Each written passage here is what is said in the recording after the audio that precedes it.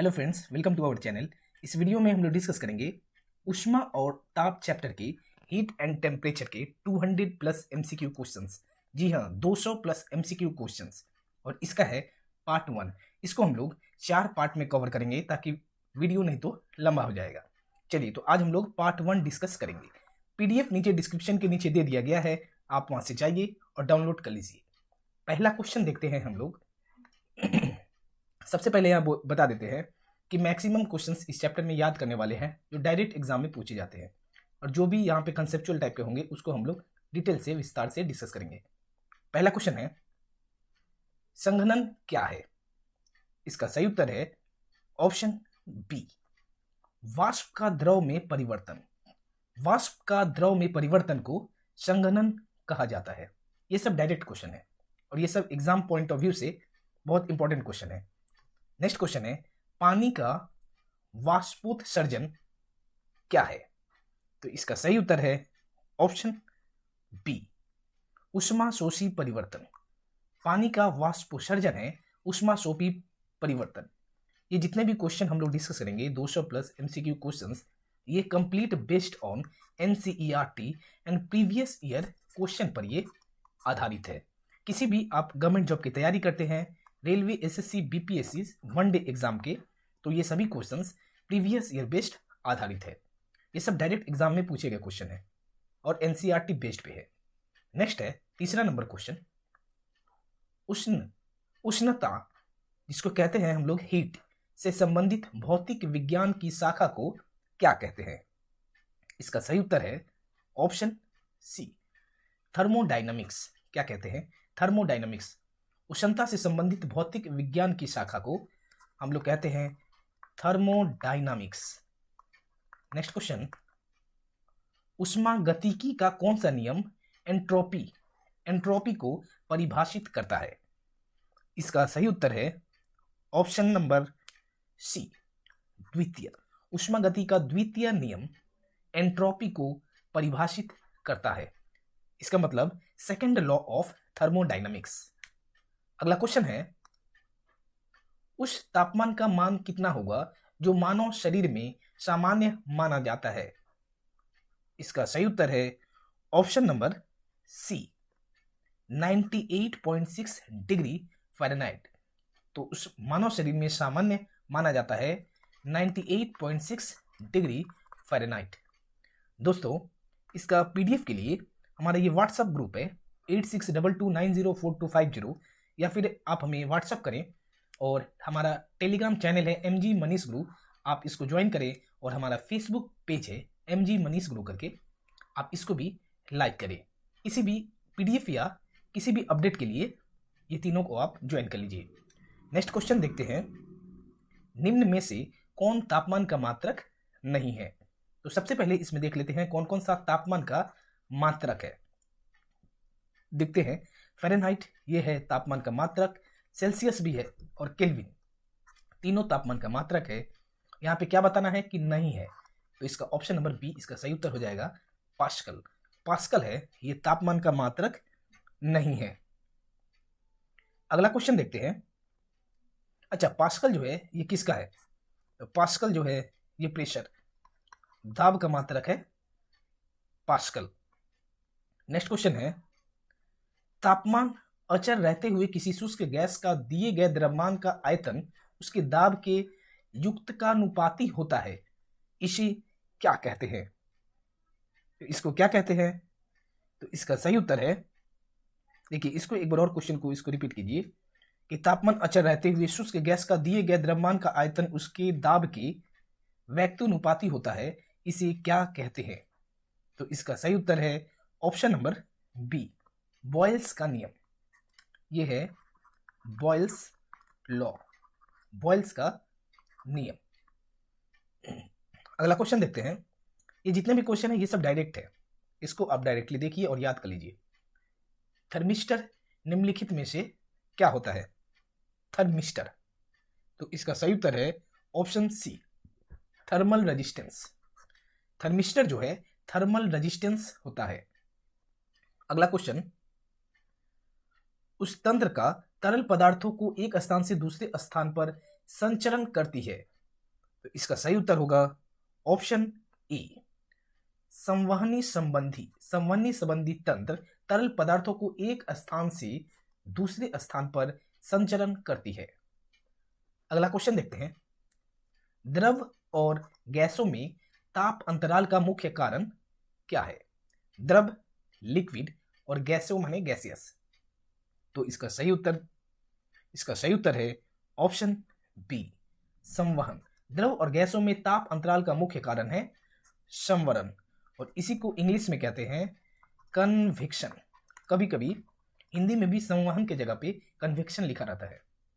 अगला क्वेश्चन, समतापीय स्थिति में किसी गैस को दी गई ऊष्मा प्रयुक्त होती है, कब? तो इसका सही उत्तर है ऑप्शन नंबर बी, बाह्य कार्य करने में। समतापीय स्थिति में किसी गैस को दी गई ऊष्मा प्रयुक्त होती है बाह्य कार्य करने में, मतलब एक्सटर्नल वर्क।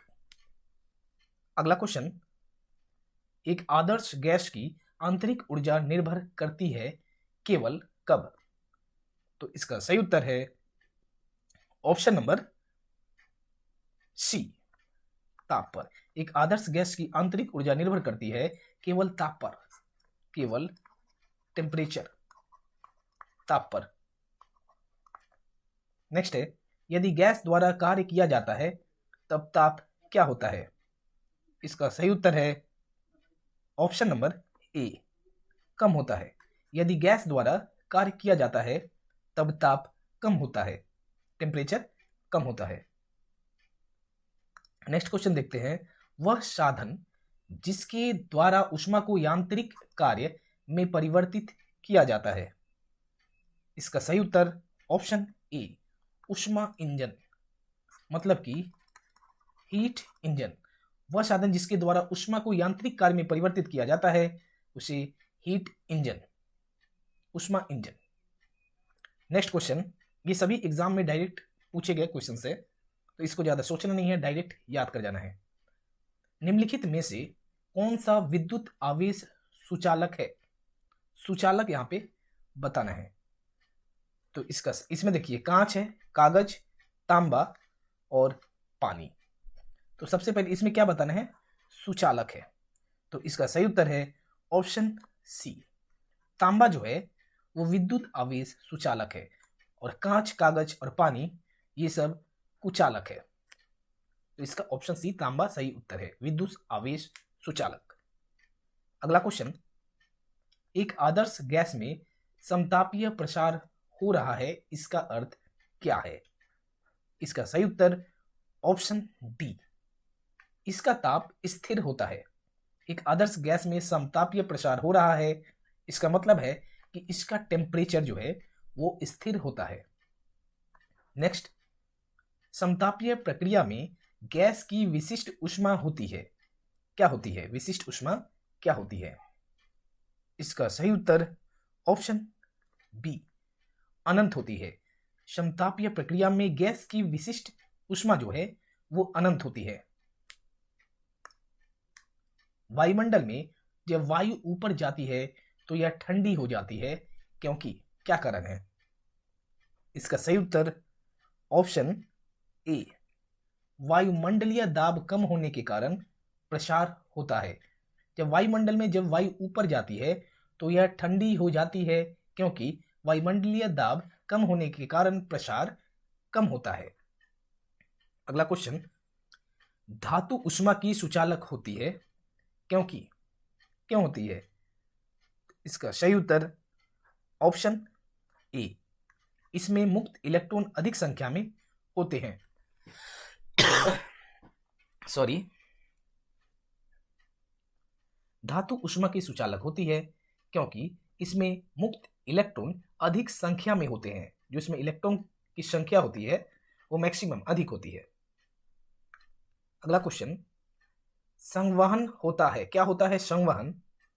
तो इसका सही उत्तर है ऑप्शन डी, द्रव तथा गैस दोनों में। किसमें? लिक्विड और गैसियस, द्रव तथा गैस दोनों में संवहन होता है।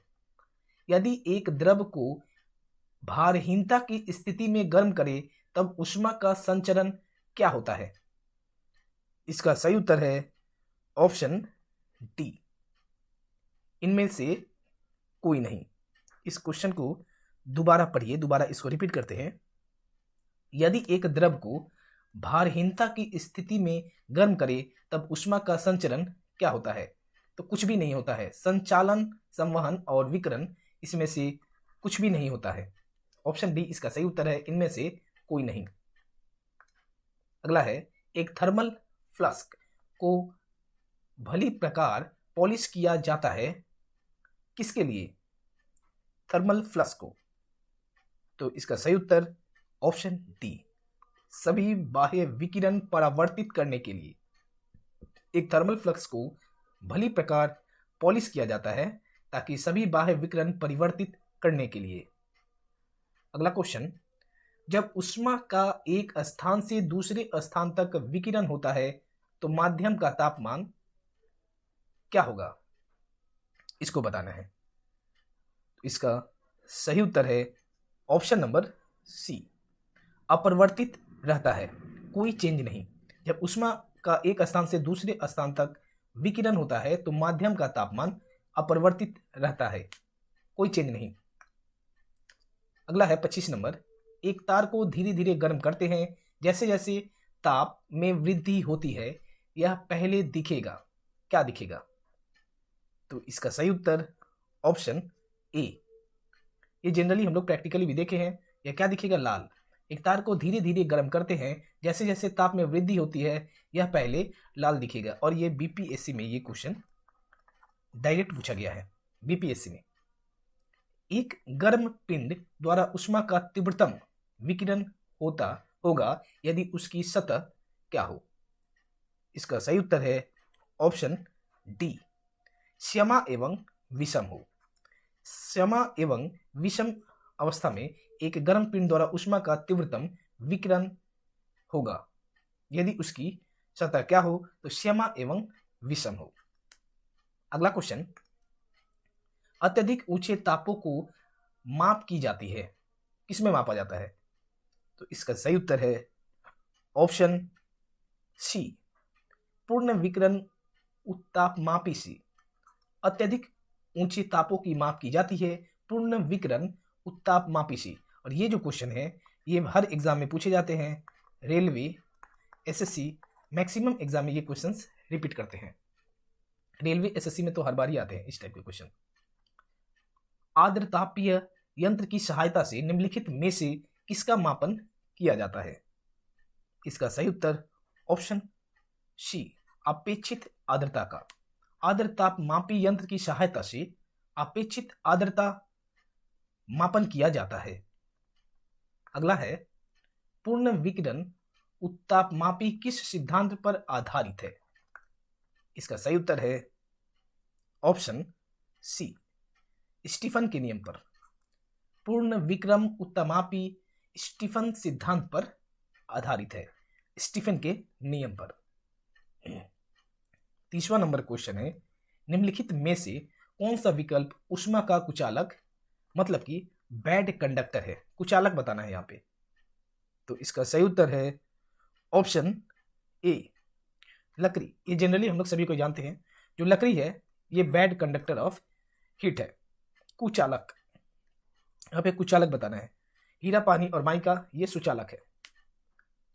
नेक्स्ट क्वेश्चन, बोरोसिलिकेट ग्लास बर्तन का माइक्रोवेव में प्रयोग किया जाता है क्योंकि? ऑप्शन बी इसका सही उत्तर है, यह अत्यधिक ऊष्मा प्रतिरोधी है। क्या है? अत्यधिक ऊष्मा प्रतिरोधी है। बोरोसिलिकेट ग्लास बर्तन का माइक्रोवेव में प्रयोग किया जाता है क्योंकि यह अत्यधिक ऊष्मा प्रतिरोधी है। अगला क्वेश्चन, तप्त जल के थैलों में जल का प्रयोग किया जाता है क्योंकि? इसका सही उत्तर है ऑप्शन नंबर, अच्छा, तप्त जल के थैलों में जल का प्रयोग किया जाता है, क्या कारण है? तो इसका सही उत्तर ऑप्शन सी, इसकी विशिष्ट ऊष्मा अधिक है। तप्त जल के थैलों में जल का प्रयोग किया जाता है क्योंकि इसकी विशिष्ट जो ऊष्मा है वो अधिक है। नेक्स्ट क्वेश्चन, एक वृत्ताकार धातु की प्लेट जिसके केंद्र में एक वृत्ताकार छेद हो, गर्म करने से छेद का व्याय क्या होगा। ये मैक्सिमम क्वेश्चंस हर एग्जाम में ये भी क्वेश्चंस पूछे जाते हैं, हर एग्जाम में, जितने भी वनडे एग्जाम है उसमें पूछे जाते हैं। डायरेक्ट क्वेश्चन है, ये पूछा गया एग्जाम का है। तो इसका सही उत्तर है ऑप्शन बी, बढ़ जाएगा। एक वृत्ताकार धातु की प्लेट जिसके केंद्र में एक वृत्ताकार छेद हो और गर्म करने से छेद का जो व्याय है वो बढ़ जाएगा। नेक्स्ट है, उनमें से कौन विद्युत का काफी अच्छा चालक है। इनमें से कौन विद्युत का काफी अच्छा चालक है। इसका सही उत्तर ऑप्शन सी, ये भी जो है ग्रेफाइट। ग्रेफाइट जो है विद्युत का काफी अच्छा चालक है। ग्रेफाइट अच्छा चालक है। ये भी रिसेंटली ग्रुप डी एग्जाम हुए थे, आरआरबी ग्रुप डी के जो एग्जाम हुए थे उसमें पूछे गए थे। नेक्स्ट है, वस्तु को गर्म करने पर उसके अणुओं की क्या होगी। वस्तु को गर्म करने पर, तो इसका सही उत्तर है ऑप्शन ए, की चाल बढ़ जाएगी। वस्तु को गर्म करने पर उसके अणुओं की चाल बढ़ जाएगी। अगला क्वेश्चन, किसी वस्तु का ताप किसका सूचक है। इसका सही उत्तर है ऑप्शन डी, उसके अणुओं औसत गतिज ऊर्जा का। किसी वस्तु का ताप उसके अणुओं औसत गतिज ऊर्जा का, एवरेज काइनेटिक एनर्जी का। अगला क्वेश्चन 37, किसी वस्तु के ताप में वृद्धि का अर्थ है कि वस्तु की क्या होगा। इसका सही उत्तर ऑप्शन डी, ऊष्मीय ऊर्जा बढ़ जाएगी। किसी वस्तु के ताप में वृद्धि का अर्थ है कि वस्तु की ऊष्मीय जो ऊर्जा है वो जो बढ़ जाएगी। अगला क्वेश्चन है, किसी वैज्ञानिक ने सर्वप्रथम बर्फ के दो टुकड़ों को आपस में घीकर पिघला दिया। कौन से, ये जो है इसका सही उत्तर क्या होगा। तो इसका सही उत्तर है ऑप्शन नंबर सी, डेवी। किसी वैज्ञानिक ने सर्वप्रथम बर्फ के दो टुकड़ों को आपस में जो है वो यहां पे होगा घिसकर पिघला दिया। क्या होगा यहां पे, ये प्रिंटिंग मिस्टेक है, आपस में घिसकर पिघला दिया। ये क्या होगा इसका सही उत्तर ऑप्शन सी, डेवी। किस वैज्ञानिक ने, तो डेवी वैज्ञानिक है इन्होंने। और कुछ भी अगर टाइपिंग मिस्टेक होता है तो आप उसको करेक्शन कर लीजिएगा पीडीएफ में आप उसको करेक्शन कर लीजिएगा। चलिए अगला क्वेश्चन देखते हैं, निम्न में से कौन सा इसमें सही है। इसका सही उत्तर option A, work done by charge होता है। ये क्या है, J, W by Q equal to J, इसका सही उत्तर है।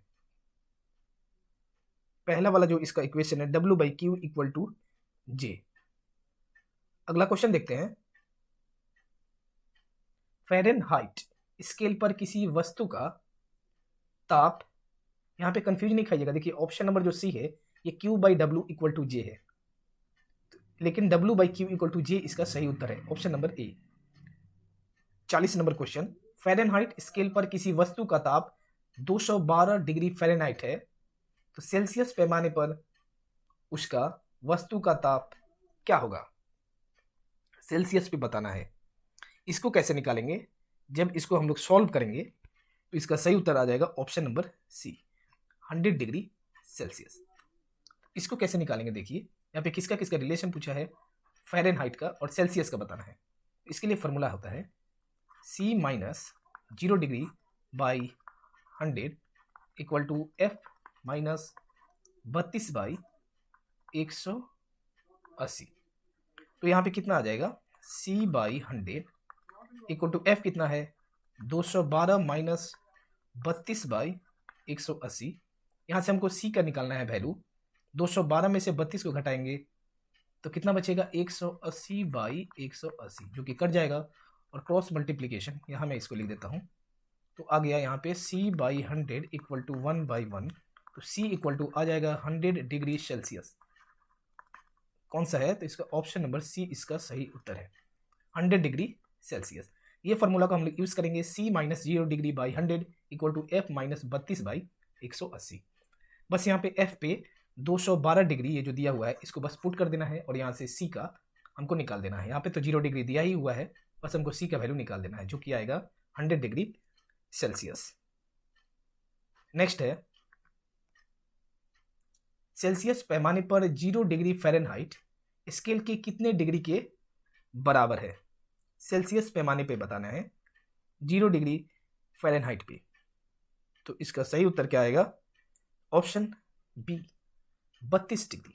वही सेम फॉर्मूला यहाँ पे भी लगाना है, C minus 0 by 100 equal to F minus 32 by 180। और यहाँ पे कितना है, यहाँ पे 0 डिग्री फ़ारेनहाइट है।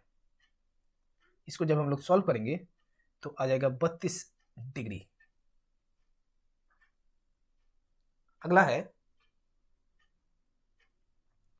इसको सॉल्व करने का ये फॉर्मूला हम लोग यहाँ पे यूज कर देंगे तो इसको आ जाएगा 32 डिग्री।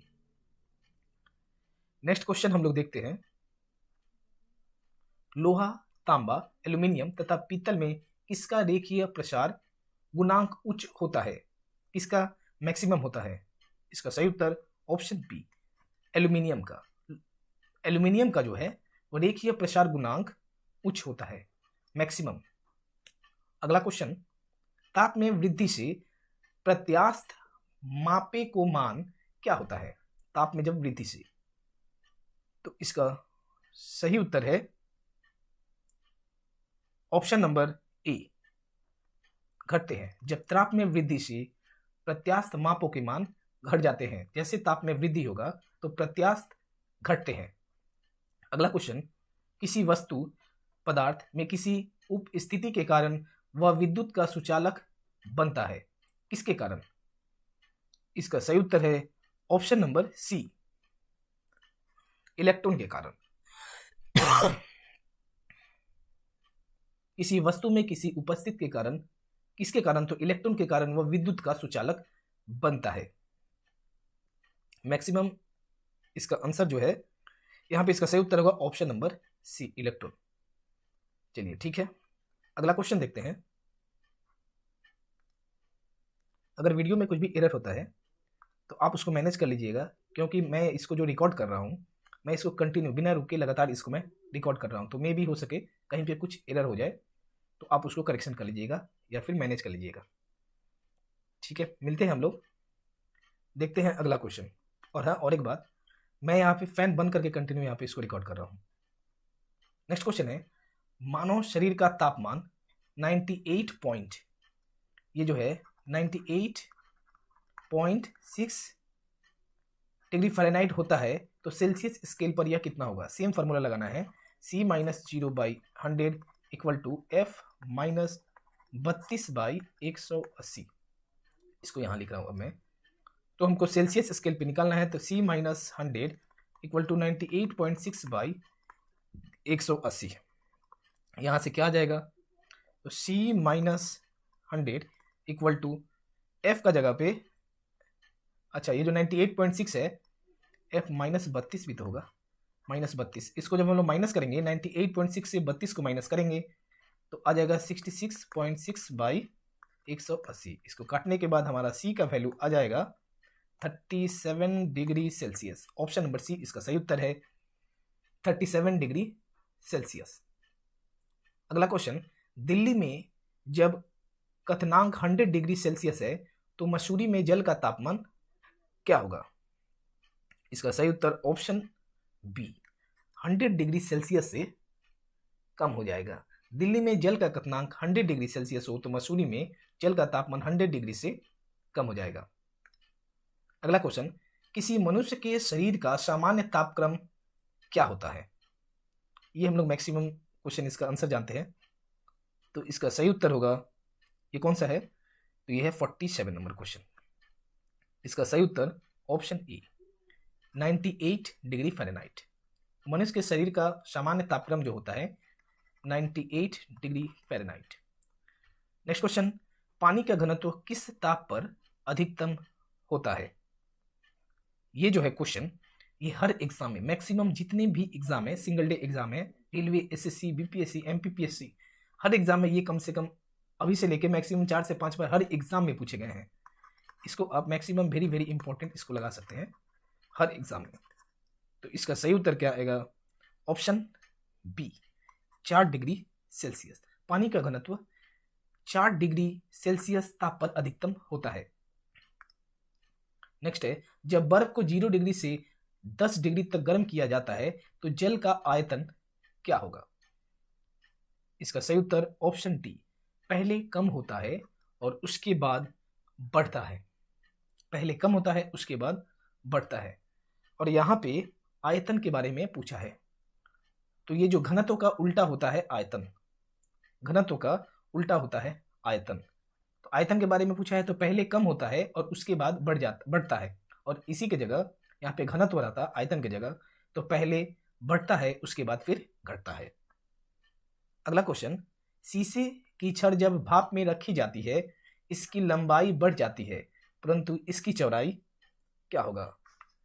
तो इसका सही उत्तर है ऑप्शन डी, अव्यवस्थित होती है। क्या होता है इसका? अव्यवस्थित होती है। शीशे की छड़ जब भाप में रखी जाती है इसकी लंबाई बढ़ जाती है परंतु इसकी चौड़ाई अव्यवस्थित होती है। अगला क्वेश्चन, एक धातु की ठोस गेंद के अंदर क्या है? कोटर है। जब इस धातु की गेंद को गर्म किया जाएगा तो कोटर का आयतन क्या होगा? इसका सही उत्तर ऑप्शन ए, बढ़ेगा। एक धातु की ठोस गेंद के अंदर कोटर है। जब इस धातु की गेंद को गर्म किया जाएगा तो कोटर का आयतन जो है, देखिए यहाँ पे आयतन के बारे में पूछा है, तो कोटर का आयतन जो है ये बढ़ेगा, और आयतन का उल्टा होता है घनत्व। नेक्स्ट है 52 नंबर क्वेश्चन, किसी झील की सतह का पानी बस जमने ही वाला है, झील के अध स्थल में जल का क्या तापमान होगा? तो इसका सही उत्तर है option number D, 4 degree Celsius. यहां पे ये पॉइंट आउट करना है, अधः स्थल पे, किसी झील की सतह का पानी बस जमने ही वाला है, झील के अधः स्थल पे जल का तापमान होगा 4 डिग्री सेल्सियस। अगला क्वेश्चन, बर्फ बनी झील के अंदर मछलियां जीवित रहती है क्योंकि? इसका सही उत्तर ऑप्शन सी, झील की तली पर बर्फ नहीं जम पाती है। झील के जो तली पर बर्फ नहीं जम पाती है, तो बर्फ बनी झील के अंदर मछलियां जीवित रहती है क्योंकि झील की तली पर बर्फ नहीं जल पाती है। अगला क्वेश्चन, ऊष्मा का संचरण की विधि क्या है? मतलब ट्रांसमिशन ऑफ हीट। ऊष्मा का संचरण मतलब ट्रांसमिशन ऑफ हीट।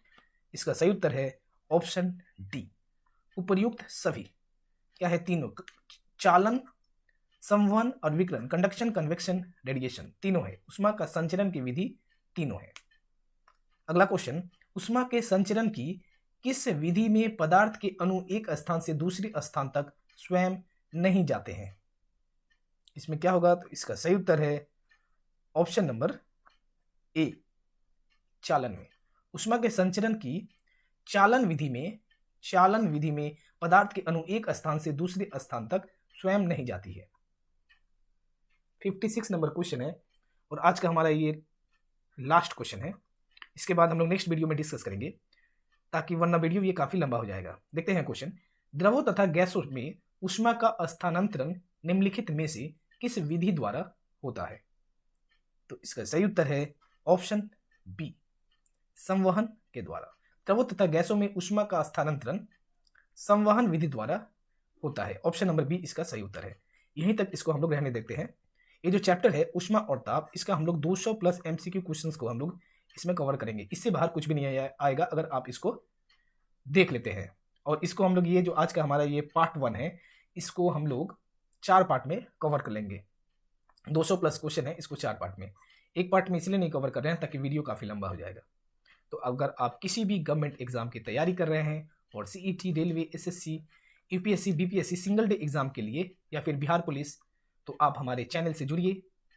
और मेरा जो ये सीरीज चल रहा है, साइंस का भी सीरीज, फिजिक्स का मैक्सिमम चैप्टर हम लोग कवर कर लिए हैं। धीरे धीरे हम लोग सभी चैप्टर को यहाँ पे कवर कर लेंगे। और व्हाट्सएप के लिए हमारा जो नंबर है, इससे जुड़िए, टेलीग्राम चैनल को ज्वाइन कीजिए और हमारा फेसबुक पेज को लाइक कीजिए। तो अगर आपको हमारा यह वीडियो अच्छा लगा तो हमारे चैनल को सब्सक्राइब करें, लाइक करें, शेयर करें। मिलते हैं अगले वीडियो में। धन्यवाद।